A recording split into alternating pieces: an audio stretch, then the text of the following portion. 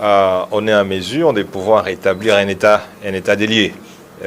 L'état des lieux, c'est que la population des Kabambare, particulièrement, se sent abandonnée. Nous avons été élus, notamment, pour porter les voix.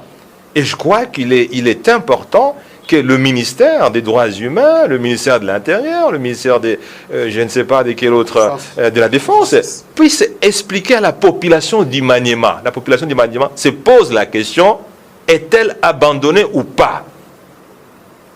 Parce qu'au XXIe siècle, on ne peut pas dénuder une femme, on ne peut pas dénuder une fille. Imaginez-vous l'honneur que nous avons envers nos mamans, lorsqu'elles sont dénudées, lorsqu'elles sont fouettées, pour avoir porté une jupe qui arrive jusqu'au genou. Mais si on ne doit pas porter une jupe jusqu'au genou, mais ça ne devient plus une jupe, est-ce que nous sommes dans un état de droit? Si oui, mais pourquoi est-ce que certaines personnes sont abandonnées? Les personnes de la province du Maniema sont abandonnées et les faits sont là. On se pose des questions. Pourquoi? Pourquoi cela?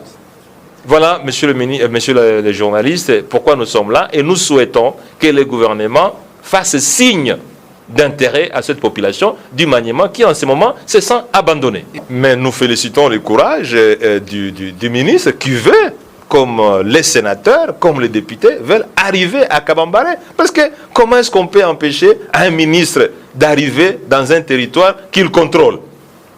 Si on refuse à ce que le ministre arrive dans le territoire de Kabambare, vous savez, le ministre, c'est un activiste des droits humains, c'est un acteur d'ailleurs des droits humains.